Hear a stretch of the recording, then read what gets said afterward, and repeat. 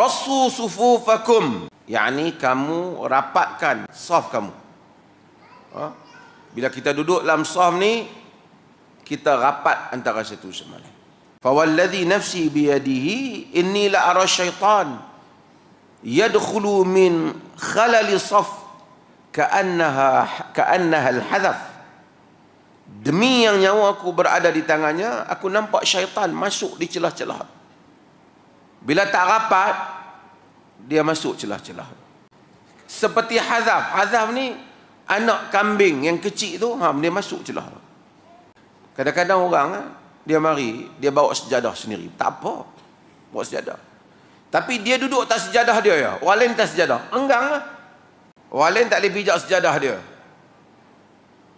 Sedangkan Nabi kata, Rasul, rapatkan saf kamu.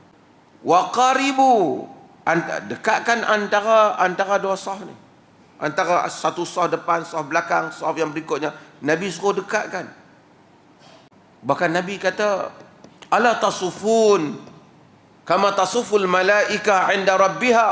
Kamu tak mau buat saf macam mana malaikat buat saf di hadapan Tuhan.